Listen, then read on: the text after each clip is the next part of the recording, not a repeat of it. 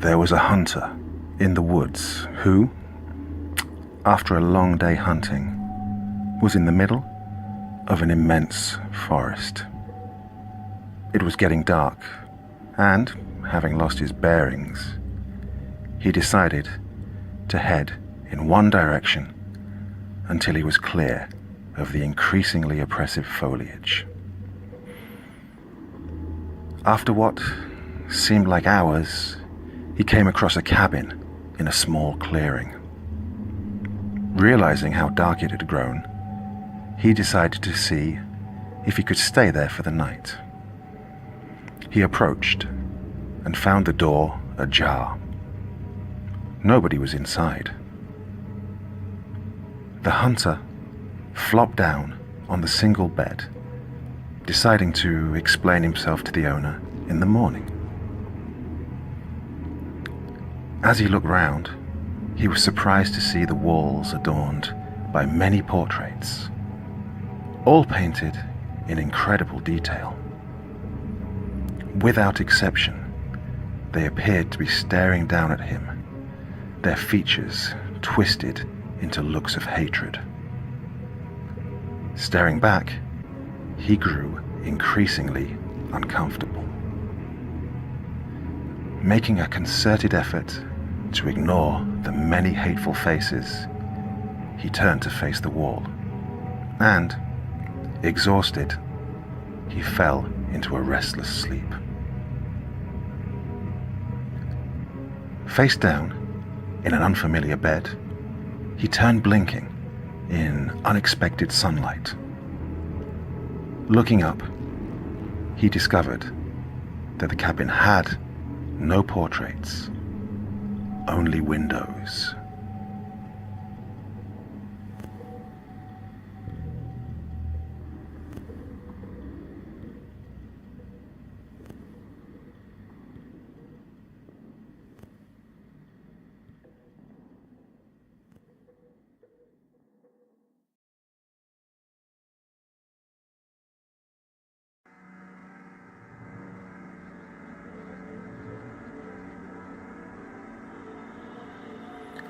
I'd actually seen him on our way home from school. He looked dirty and disturbed, and stared straight at us as our bus went by. We even made jokes about him, probably as our way of pretending we weren't afraid. He was incredibly out of place in our middle-class suburb, so his mere presence felt threatening. Thus, our panic when the three of us got off at our stop and saw him at the corner, about to look in our direction. He was between us and our houses, and the bus had already pulled away, so we bolted for the bushes of a nearby yard. We weren't sure if he'd seen us, but we peered through the leaves and saw him stalking our way, muttering randomly. Tim, my neighbour, insisted that he'd seen a large knife in the man's ragged clothing. Danny, a kid I hardly knew who had just moved into the neighbourhood, he insisted that he was imagining it, that Tim's glasses must have reflected the sun wrong or something. Still, we were terrified, and the sidewalk was going to bring him right by us. It was Tim that broke and ran first, keeping low. I followed, my heart pounding, as we dove into the darkness underneath the porch of the unfamiliar house we'd been hiding near. As we squeezed our bodies against the dirt, the grimy wood pressed into our backs, barely giving us enough room to breathe. From our hiding place, we could see the disturbed man turn into the yard in front of us and begin searching around, hitting the bushes and muttering angrily. I realized then that Danny wasn't with us, but I hadn't seen where he'd gone. Tim had lost his glasses back at the bushes, and he just huddled in the shadows next to me in near blind terror. We stayed there in silence, waiting. Every so often, whenever I almost thought it was safe to come out, footsteps would creep across the wooden porch above us. Tim almost sneezed once, but I covered his mouth and nose in stark fear. We waited there so long that the tone of the sunlight began to change.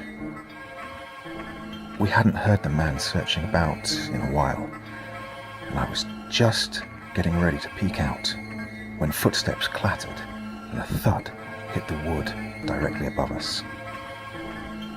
A split second later, Danny's face appeared in front of us, upside down, and he looked at us through the lattice.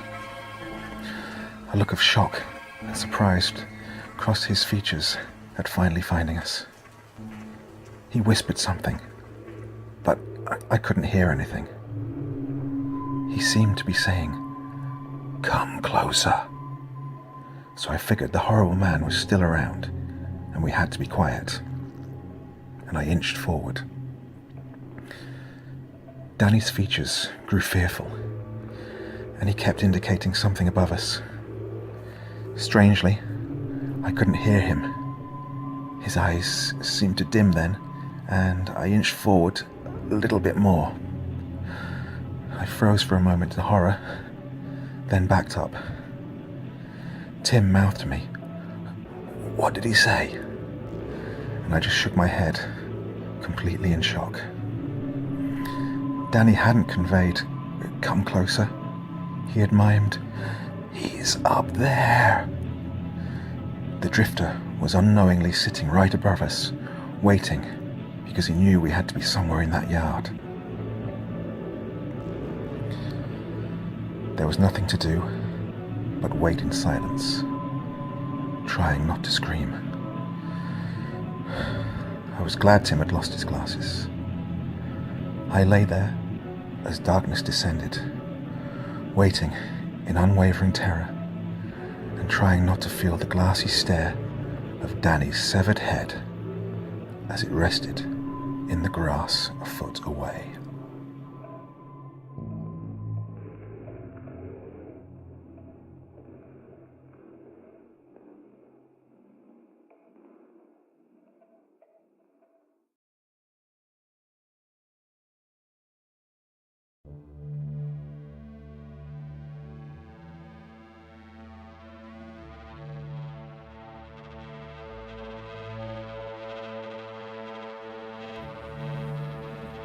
My grandfather was an inventor.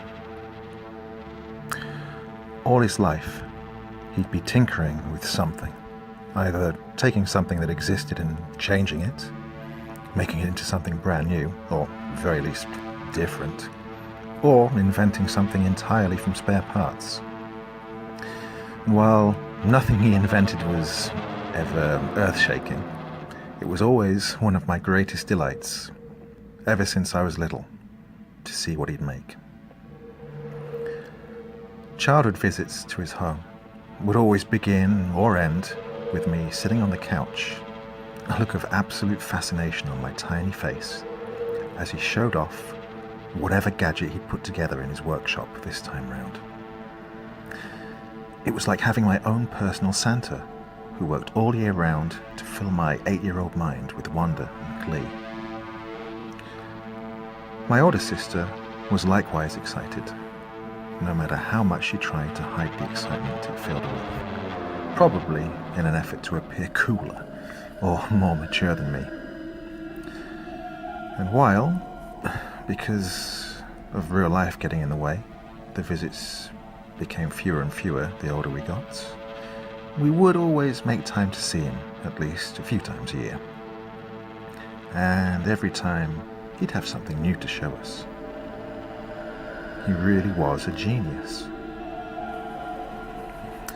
I should add that it isn't meant to imply something horrible happened to him. I'm sure some days he wishes it had, that it had been him who wound up in that hospital instead of my sister. But no, he went in his sleep, and I hope that his passing was a peaceful one. Even all these years later, I can't bring myself to be angry about what happened. Can't bring myself to hate him. He had no idea what would happen. No clue how things would pan out. He knew something was wrong. Oh yes. He wasn't some doddering old fool. He knew the first time he looked through them that something was wrong, but he thought it was something only a little odd. Something unsettling and curious perhaps, but not anything dangerous. Not anything that would harm anyone. I think, deep down, he just wanted to know that he wasn't crazy. He wanted to be sure that he wasn't seeing things. Who can blame him? There were 3 of us that year. Myself and my girlfriend Justine and my sister Joan. We were both used to our grandfather bursting with energy to show us whatever he'd put together. So his oddly subdued mood when he came to the door to greet us came as a bit of a surprise. I was a little disappointed, in fact, as I'd been hoping Justine would get to share in the experience of having a new invention demonstrated before our awestruck eyes. We'd only started dating that year, so it would be the first chance she got to see the kind of things I'd been telling her about. The day passed pleasantly enough as we chatted, enjoyed lunch, and watched the television together. I think it was Joan who asked him, finally, if he'd anything special to show us that day. We knew that he'd been working on something, as while this was the first time we'd seen him in person in a while, we'd both spoken to him on the phone in the preceding months, and he'd eagerly explained to us that he was working on something he thought would be quite extraordinary. I couldn't tell you how he made them, nor would I if I could. Nor could I tell you what his original idea for those oddly coloured circles of glass had been, before that fateful day he'd looked through them and seen what he'd seen. He never shared details of his work with us beforehand, as he wanted it to be a surprise, and afterwards, I think he was terrified of the thought of anyone replicating what he'd made. All I know is that when Joan pressed him to reveal his latest invention, he looked nervous in a way I'd never seen him before. Looked as if he was deeply troubled by something. He hesitated before speaking, as if not sure he should say anything at all, before explaining to us that the nature of what he was working on had changed after an unusual event, and that he wasn't sure if it would be a good idea to show us the end result. Now, we may have grown since the days that we could perch on his knee, but whether someone is 2 years old or in their 20s, the surest way to make them want something all the more is to tell them they can't have it. So his reluctance, which at the time I'm sure we both thought was feigned, to heighten the suspense before the unveiling, it just made us both want to see his invention more than ever.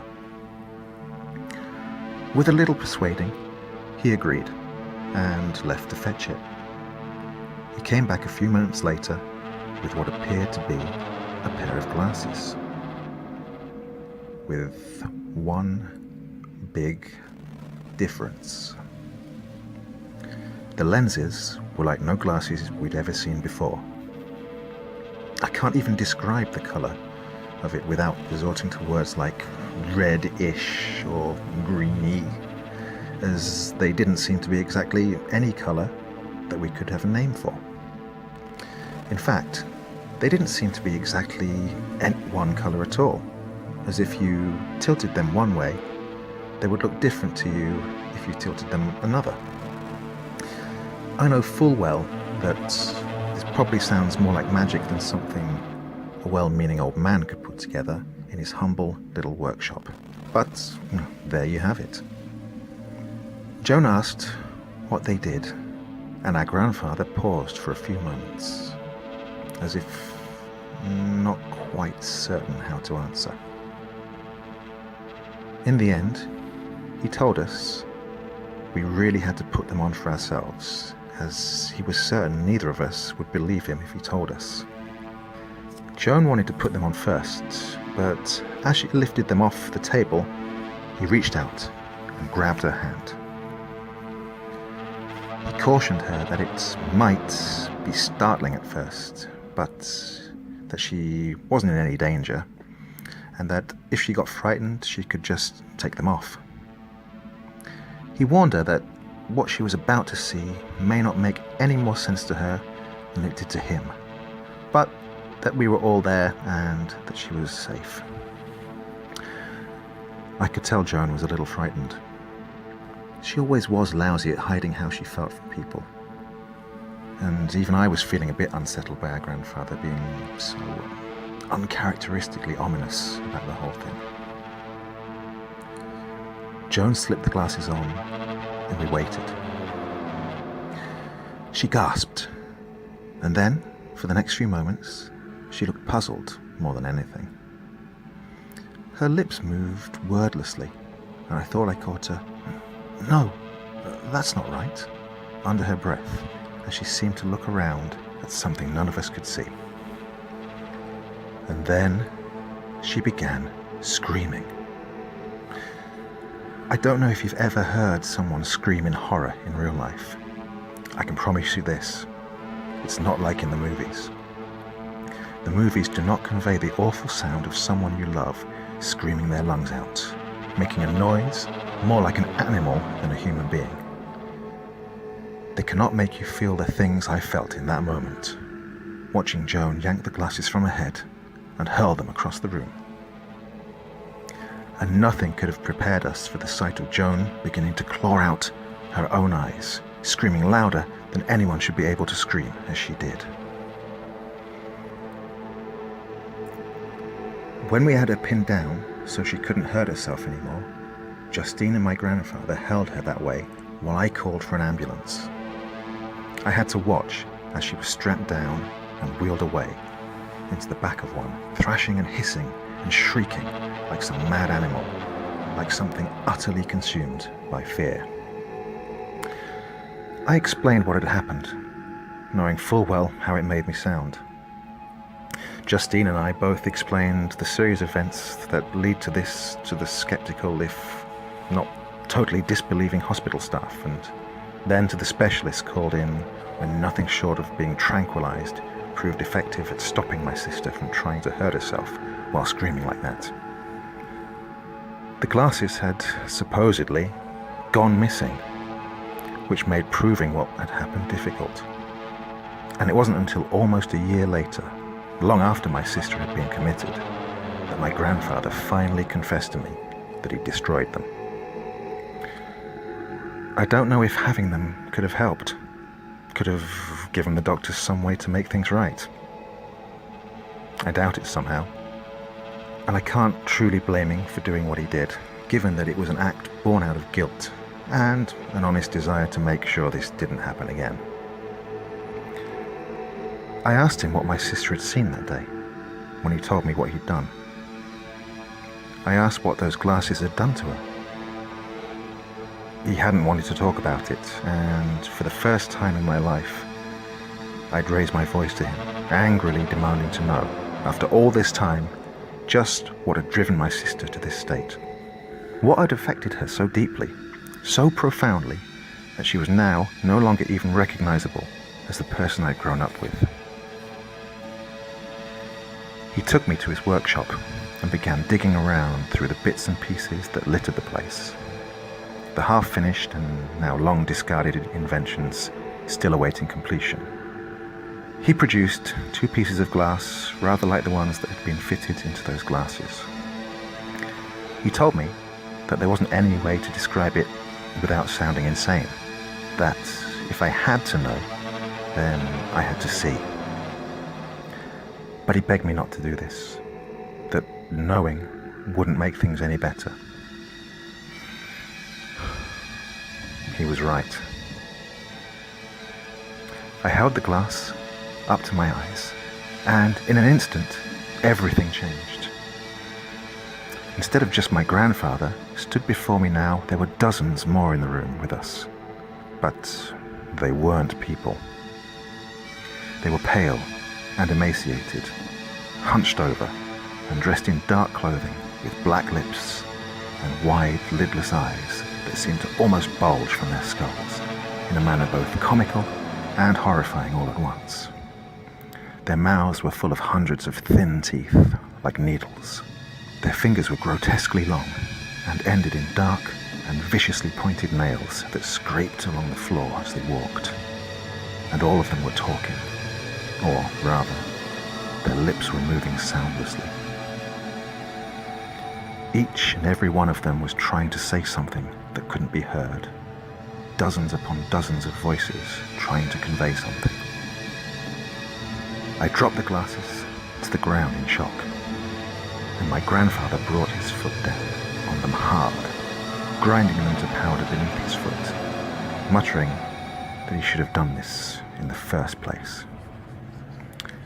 He put an arm around my shoulder, asking if I was all right. I was far from all right, and he'd been correct. What I had seen made things worse, not better.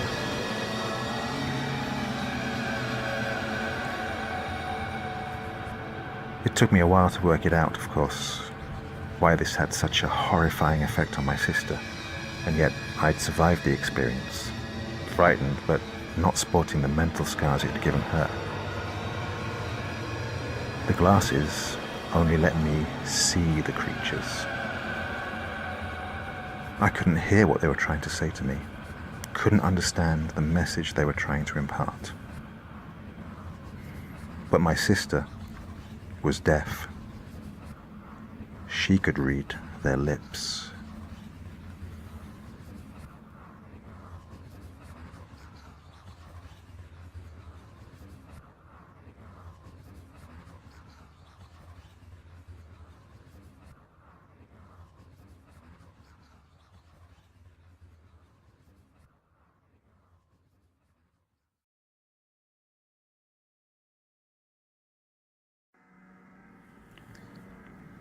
Three years ago, one of my colleagues, whom I consider a friend, uncharacteristically stopped coming to work.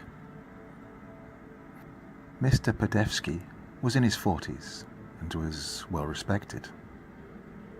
Health-wise, he was a runner and in impeccable shape.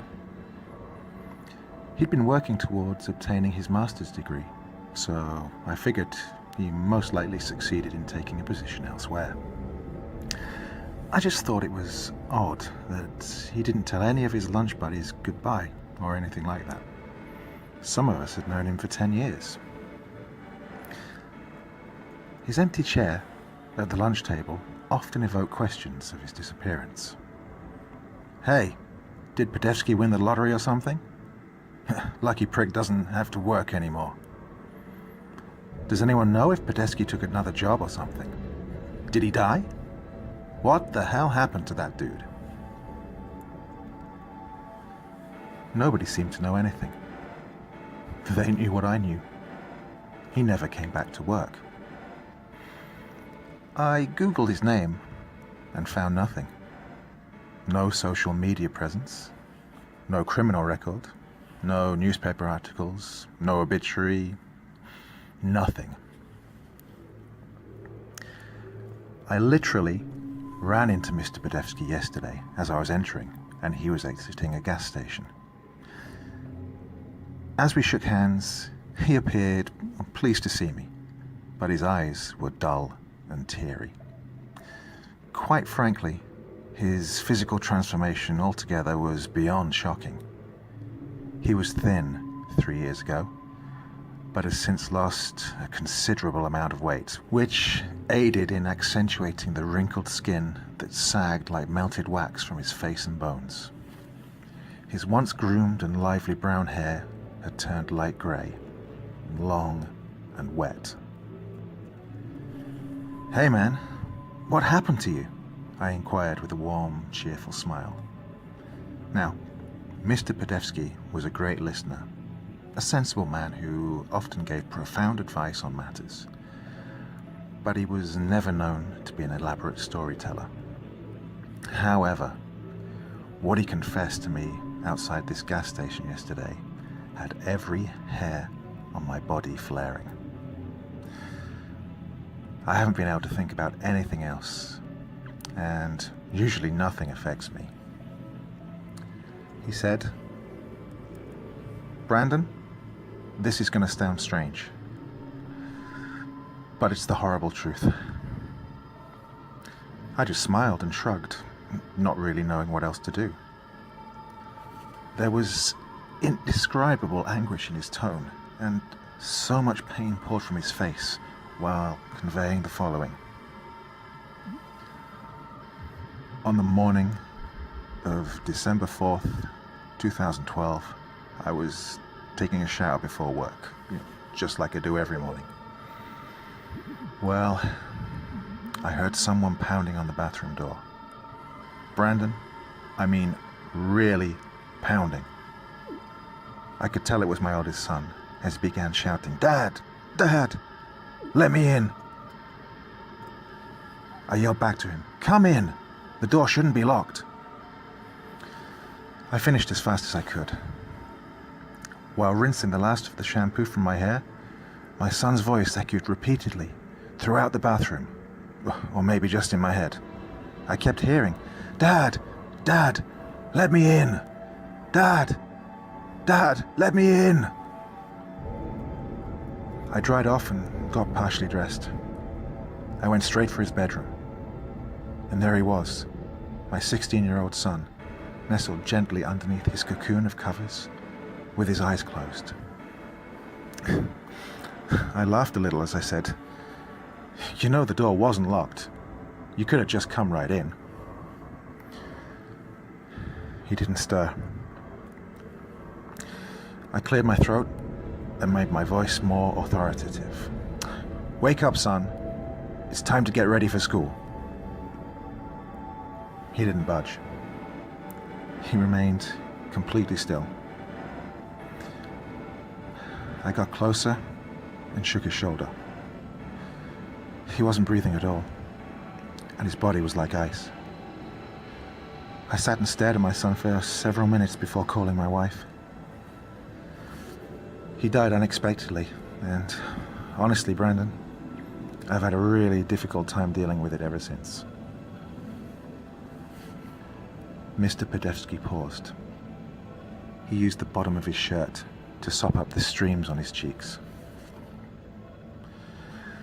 I know my own son's voice, and I heard it loud and clear.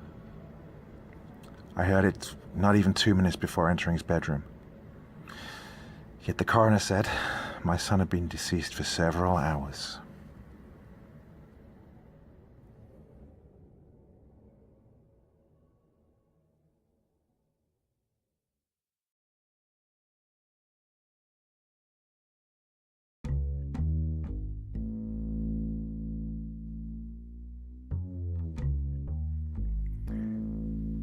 I stay awake because I know what waits. It is patient, and I am powerless. I've had nightmares before, just like every child who snuck in a late movie or read that book that was just a bit too scary. A momentary rush of adrenaline as your mind jolts awake before you laugh at your imagination and settle back in for rest. Perhaps the truly terrifying visions last until the dawn, when the sun fills you with courage and reason once more. This is different. My past nights have brought no rest, only the same message verbatim. The more I review what has been burned into my psyche, the more convinced I become. It is a message. It is for me to see through, but I cannot. I know what waits and what it wants.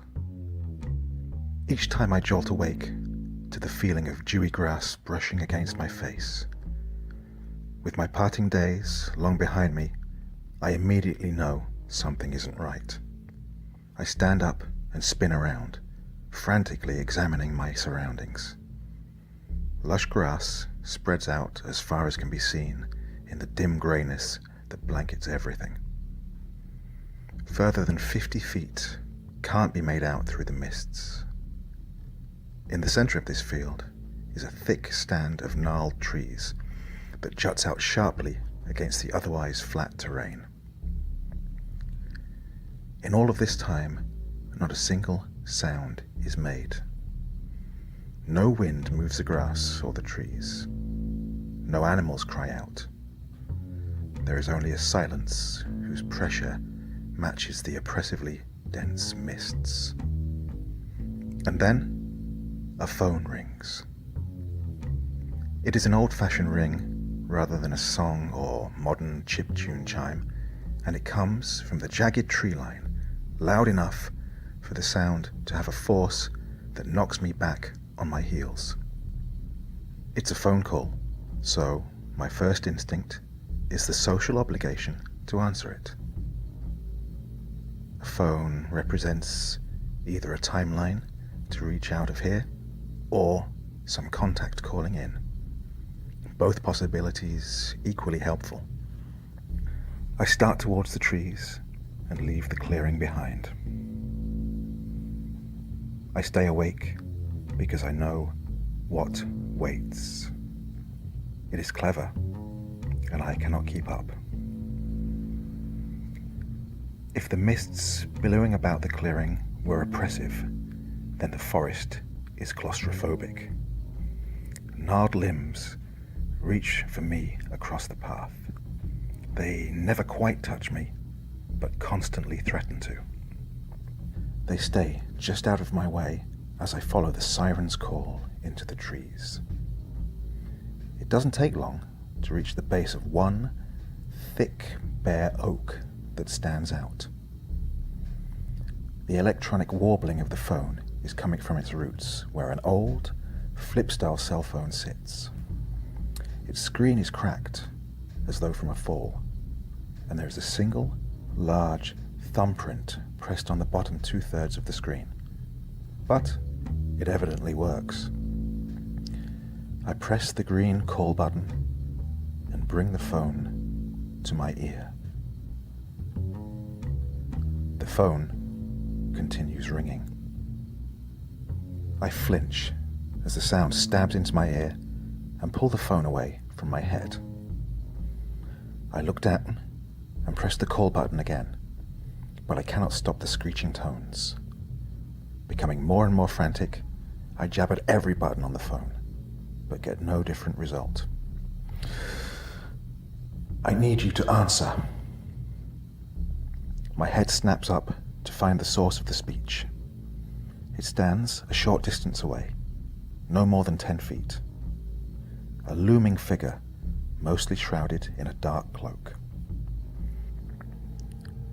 Pale hands poke out of the baggy sleeves, and wisps of white, curly hair stick out of the deep hood.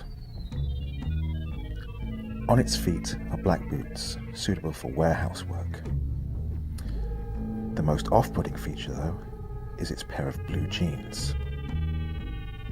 Everything about the appearance says confused high schooler in need of an identity, but it just isn't that innocent. There is some sort of perversion in the air that just feels wrong. Its presence made the phone's pleading calls sharper, and the silence between chimes heavier. I just need you to answer the phone. Its voice is deep, but not outside a human's range.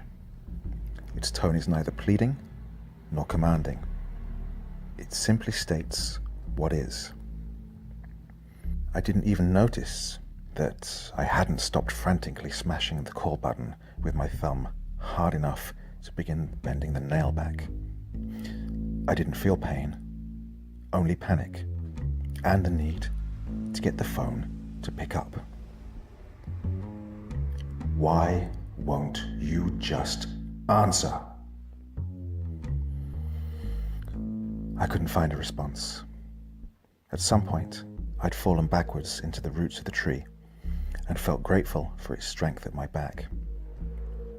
I weakly tried to slide back with slack muscles and no breath in my chest. I stay awake because I know what it wants. It is patient, and I can't be bothered. I always knew you wouldn't. You let me down. My desperate attempts did nothing for the phone and nothing for it. A deep, breathy sigh came forth from it, and my thumb twitched against my finger repeatedly. There was no longer a phone. Stand. I did. What do you have? I blinked. Again, no response came to me as I looked around, confused. All that could be seen was the dead skeleton of wood mocking the life a forest normally houses. Where there was once flourishing beauty, there was now nothing. Correct. Look. It pointed up. I complied. In the intertwining branches above my head, there was nothing but clumps of dead, dry moss clinging to the limbs. The moss covered many of the branches on every tree that I could see. It hung down to just above my head and swung gently in a breeze that could not be felt. The phone started to ring again, but it was nowhere that could be seen. Your escape is there. It is the only way out. It has not moved since its sudden arrival. No shifting of weight from side to side, and no hand movements to accompany its terse statements. Looking from it to the moss overhead, I saw no option and reached for the moss. Despite its dry appearance, it felt resilient. Running my hands over the strand I could reach revealed intertwined growths that overlapped one another to give support. They ran over each other in a spiral pattern that helped to spread the weight of the plant over several lengths. It felt like rope. It is your only way out. You saw nothing here for you. The moss looped back around itself, back over the branch. A circle of it dangled before my face now, but that couldn't be right. Wasn't it just higher? This wasn't right. This isn't the way out. Isn't it? It just stood there. I held the moss in my hands, one on each side of the loop. I could see it standing on the other side, its hooded face encircled by the rope. I tried to think of another way to escape. For some reason, not to try this. I had people I could count on to help me. I had things I was working on that could provide a path to freedom. Then, where are they? I looked away from it. The uneasy feeling had gone from the air. I guess I just grew accustomed to it. It wasn't really that bad to begin with. I didn't have an answer to its question. This is your choice. I only offer once. Come with me. There was another way. There had to be. This wasn't the proper choice. Another way. Another way. Something. Somebody. You stand with your only friend at the gallows end. I slowly lifted my eyes and looked about. The oak tree was gone. The entire forest had receded and now surrounded us in a large clearing. We stood on a wooden platform. The boards beneath my feet were brightly polished and fit snugly against one another. Where the tree was once at my back, there now stood a tall wooden pillar. A beam replaced the branch overhead. From it hung thick rope in a place of the stringy moss. It still stood in the same position as before. Your choices brought you here. Don't you deserve this? I did deserve this. I had earned it. I slipped the rope over my head and looked back at it and smiled. It nodded. And to think, all you had to do was answer your phone. I fell quickly, and then I woke up. Last night was the first time I'd seen this much of the dream. On previous nights, I'd come to at various points before the end, but it played out exactly the same each time before I woke up. Last night, I knew I could never sleep again, because the next time would be different. In checking the time on my phone after jumping awake, I noticed that I had missed calls. 3 of them were from my best friend's number. One of them was several hours later from the local police. I stay awake because I know what waits. It is right.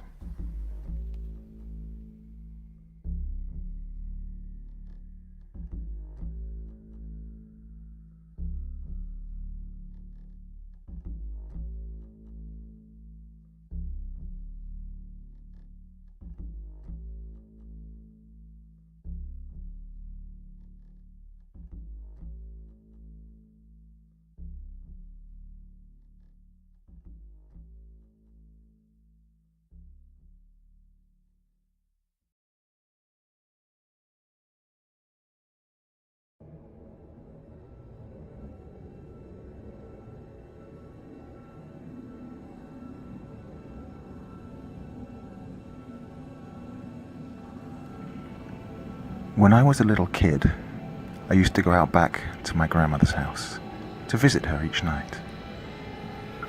Our property has 2 houses on it, a big one and a little one, close together, and my grandma lived in the back. On windy nights, when I was waiting for my grandma to open the door to let me in, I would have this feeling that I was being watched. I don't know why, but I would always look up at the roof. I had this feeling that there was something there, on the other side of the roof, just out of view, and that it knew I was here and was just about to walk over the ridge of the roof to look at me. I sometimes dreamed of the thing walking over the ridge and looking at me. It was just a silhouette, but it had glowing white eyes. When I was a teenager, I had a friend who said she could see ghosts. Now, I don't believe in ghosts, and I always thought she said things like that to get attention. She told me stories about seeing the shadows of children in her house, and things like that.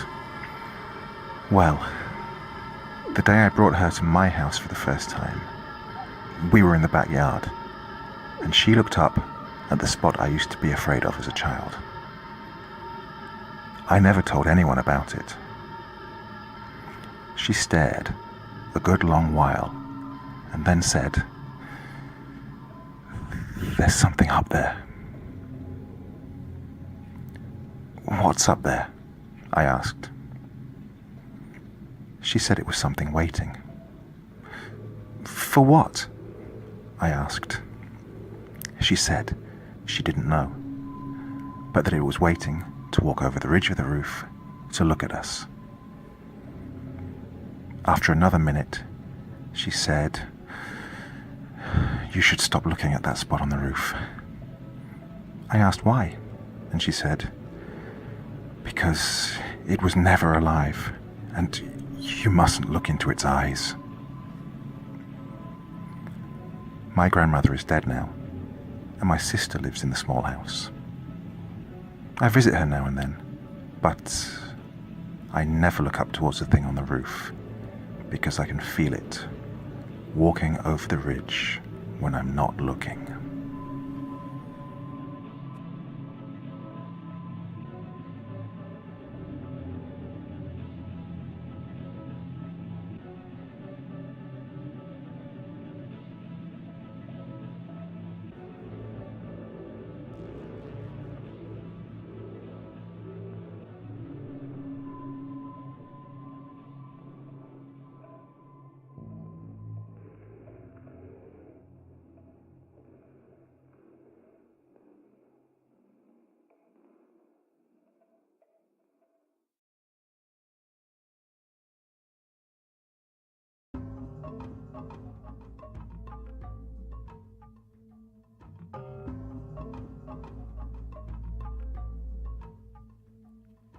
The rainy season began in early summer, and June had been no exception.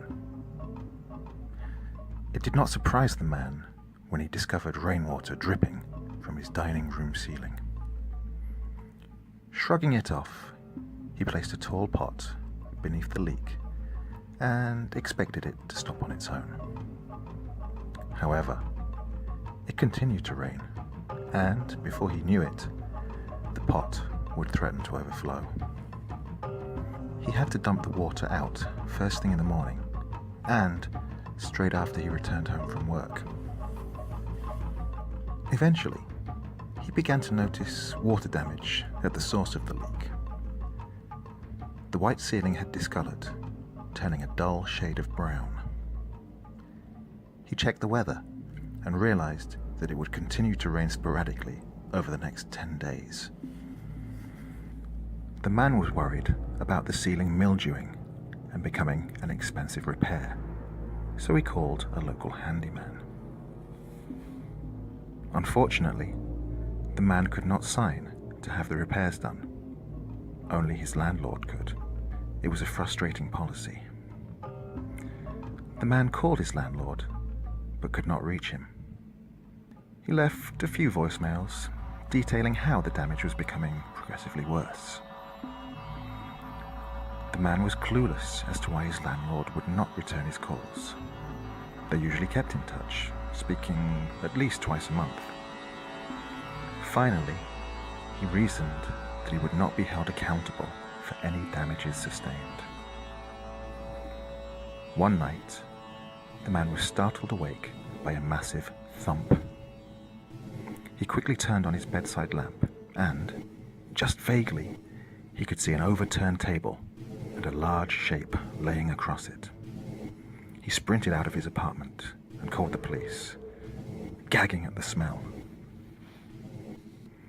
The man sat in the police station with a blanket wrapped around his shoulders and a coffee mug resting in his hands. He did know one thing. There had been a dead body in his ceiling, and the water had saturated it so badly that it caved under the weight. So far, the body was unidentifiable due to the rainwater and was being autopsied. While the man waited, he called his landlord and finally reached him, panicking as he explained the situation. His landlord was just as alarmed, and the man pleaded for him to come to the station while he made his statement. The man paused as a detective crossed over to him, and he lowered his phone, wondering if the body had been identified. His blood ran immediately cold, and he shook his head with terror. The body belonged to Richard Thompson, his landlord, and he had died over a year ago. That's not what disturbed him the most. If his landlord was dead, then who was pretending to be him?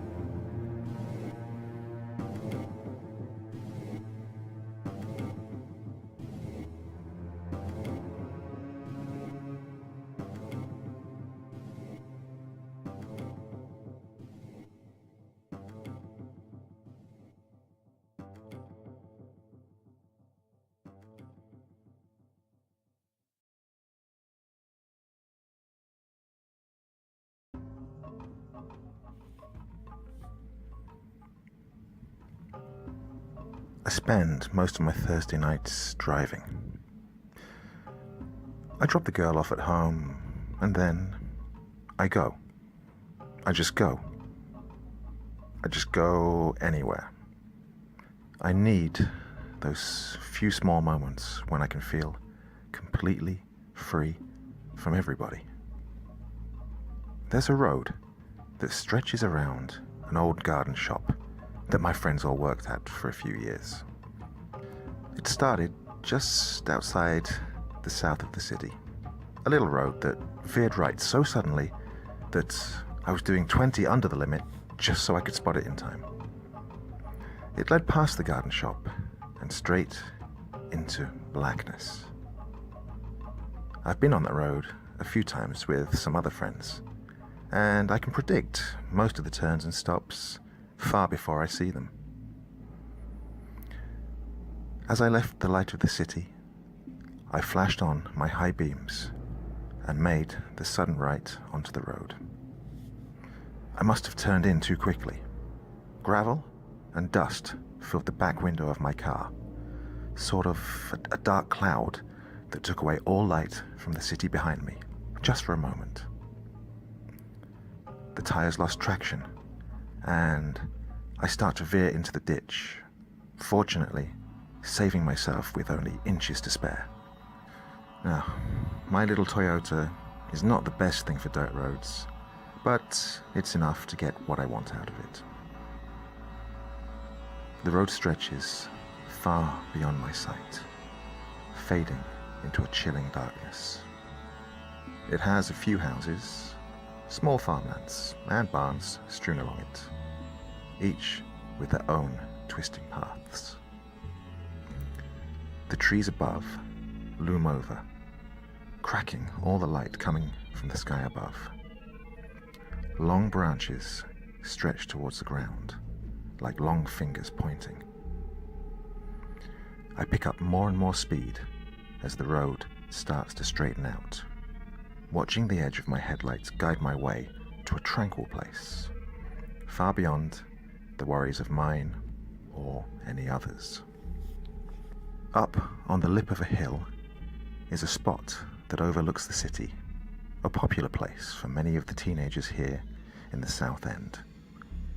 Often seen with many couples solidifying their nights and the occasional group of stoners who like to simply watch things. The road leads up to this place, curving right until the top is reached. As I climb it, I can already see the taillights of 4 or 5 cars already up there, all minding their own business.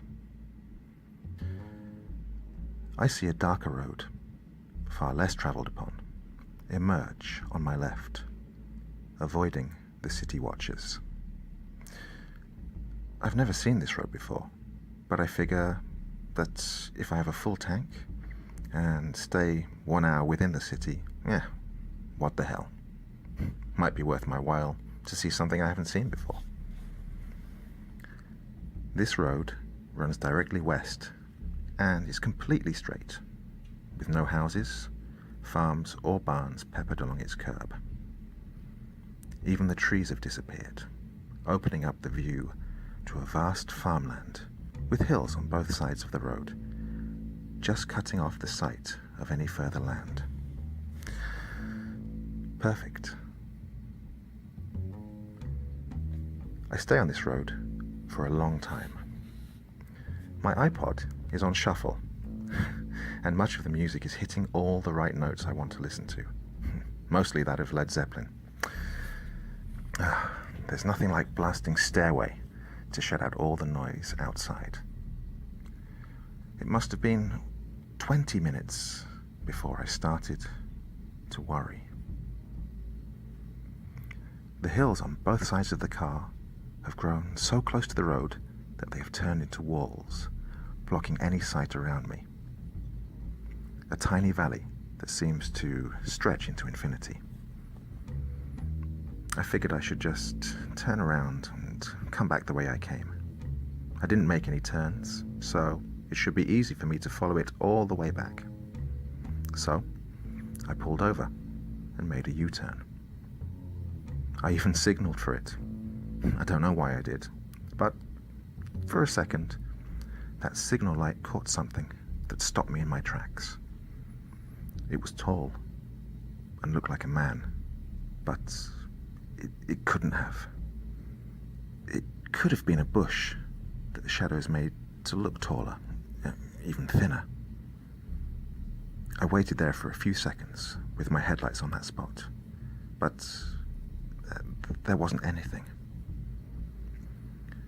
My car kicked into the highest gear and I was sailing.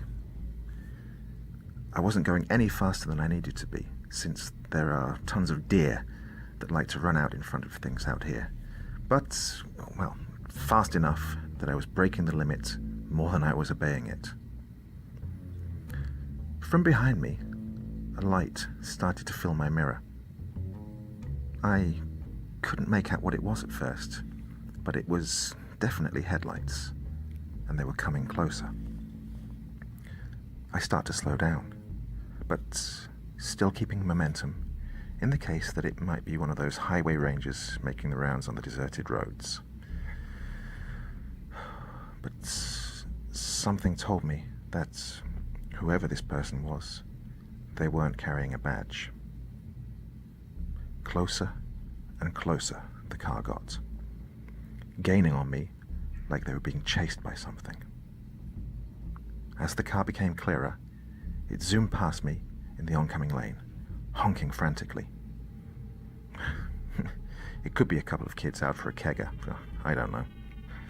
It didn't really alarm me until I look in the rear view again. Behind me was a face with no features, pale as paper, staring at me. It didn't move, didn't even react to the bumps on the road. It was just there, like a picture on a screen, staring back at me. I was so frightened that I almost lost control of my car, drifting into both the left and right lane as I tried to grasp myself. I looked behind me, and there was nothing. Not a single thing. The air hung fuller than before, almost damp, and every breath filled my lungs with a thick, moist air. It was the same thing as earlier from the turning signal. I'm terrified. I push down hard on the gas, starting to speed past untouched places on my speedometer. I begin to wonder if this is what the other person was running from, and if they got out. Then, I see a dim red light ahead of me. The other car. This time, it's going slower, almost a cruising speed. I don't know if they think they're okay, but if it just got to me, then it's most certainly able to get to them.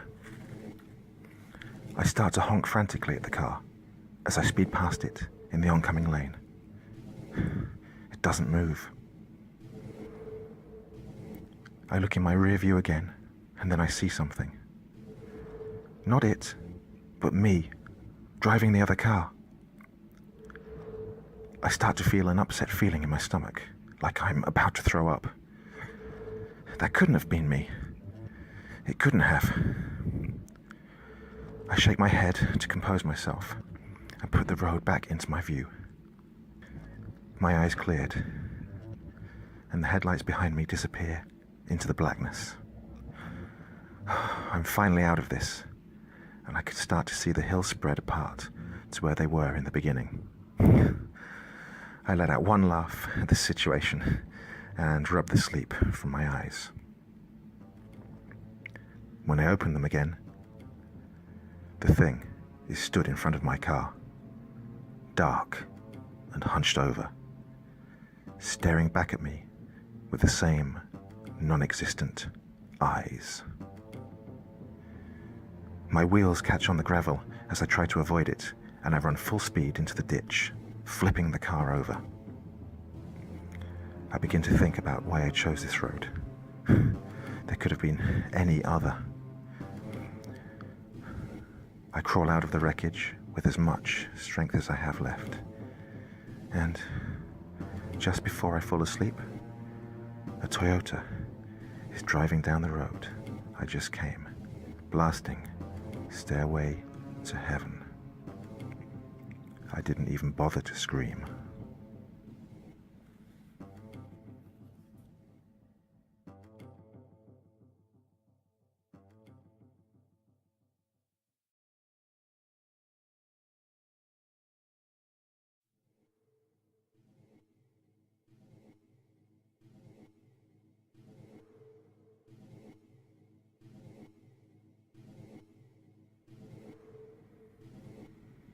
I love myths, urban legends, paranormal stories, and chronicles of unexplainable mysteries and phenomena.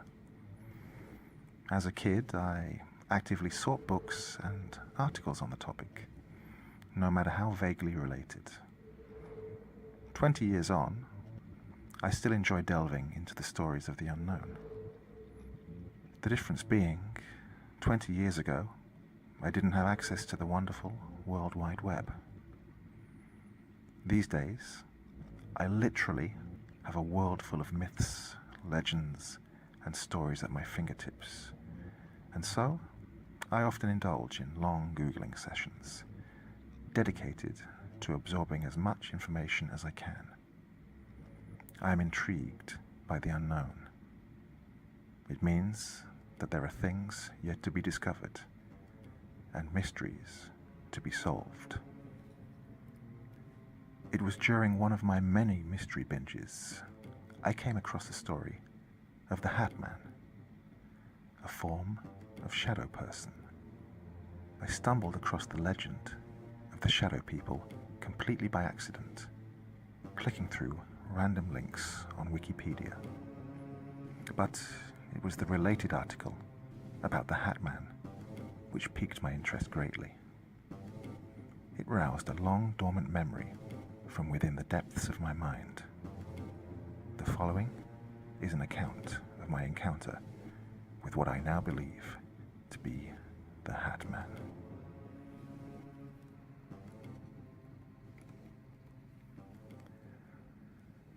I don't recall how old I was, around 4 or 5, but it must have been quite late at night. My parents had retired for the night, and the house was completely dark. The only source of light was the gentle wash of moonlight filtering through the thin curtains into my room. I was lying on the top bunk of the bunk bed my dad had made for us. The bottom bunk was occupied by my younger sister, who'd been sleeping soundly for hours. It was nearly Christmas, and I was laying awake, pondering the complexities of the world, something that has become a bit of a habit over the years. Although, it was likely the huge intricacies I was trying to figure out in my mind had something to do with how long it was until Christmas on that particular night. As I was staring at the ceiling, completely merged in my own thoughts, I suddenly became aware of a feeling spreading through my body. A chill went up the back of my neck, making my hair stand on end. If I'd been close to falling asleep, I was wide awake now. I held my breath and laid stone still, straining to hear something which would give me a clue as to what it was that had put me on edge so suddenly. I heard nothing other than my sister's rhythmic, deep breathing from the bed below. When I could hold my breath no longer, I let it go as quietly as I possibly could. I couldn't hear anything out of the ordinary, so, after a few more minutes of laying as still as possible, I decided to roll onto my side, so I could see out of the bedroom door into the hallway. I did this in such a way that it would seem, to anyone looking in on me, as though I was rolling over in my sleep. just in case one of my parents came in and gave me an earful for not being asleep as I was supposed to be. As I completed my expert maneuver, I heard a noise in the hallway. It sounded like footsteps, which was a relief. It was just my dad, checking on something in the house. But as the footsteps drew nearer to my bedroom door, a wave of unease washed over me again. My dad was always very careful about being as quiet as possible when walking around after lights out, so as not to wake anyone. Listening to this particular set of footsteps, I wondered if perhaps this was my mum, as the perpetrator seemed to be making no attempts to mask their sounds. I pondered this curiosity as a figure emerged from the hallway and came to a stop in the doorway of my bedroom. Once again, I found myself holding my breath, trying to be as still as possible. The figure stood in the doorway, breathing quite loudly. It was definitely a man, judging by the sound of the breathing. For a few moments, I relaxed, thinking that it was my dad after all. I started breathing again and closed my eyes, pretending to be asleep. But the sound of the breathing stayed in the doorway. I opened my eyes again and took in the image before me. My blood ran cold. My dad did not habitually linger in doorways. Also, my dad was nowhere near as tall as the doorframe, nor did he wear, or even own, a wide-brimmed hat. I stayed as still as I could, hoping that the figure could not see that I was awake. With that monologue running through my mind, I was reminded of the line from the Christmas Carol. He sees you when you're sleeping. He knows when you're awake. I smiled to myself. The figure in the doorway was Santa Claus, and he was waiting for me to fall asleep. Of course, it made sense, being so close to Christmas. I closed my eyes once more, ready to fall asleep. Once more, I got that feeling of unease. The hairs on my neck stood on end once again. Something was not quite fitting about that conclusion. Santa doesn't wear a wide-brimmed hat. Also, I was fairly certain that he's never depicted as tall and broad-shouldered. The figure in the doorway definitely did not look, or feel, very Santa-ish at all. My eyes shot open again. I needed to figure out who was standing in the doorway. Even with the light filtering in through the curtains, I could not make out any details of the figure. My eyes had adjusted fairly well to the darkness by now, and I could make out just about everything around this figure. But whoever was standing in the doorway may as well have been a shadow.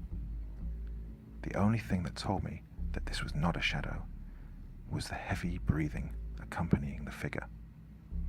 Just as I felt that I could not lay still any longer, the shadowy figure took one last deep breath and receded from the doorway, seeming to melt away into nothingness.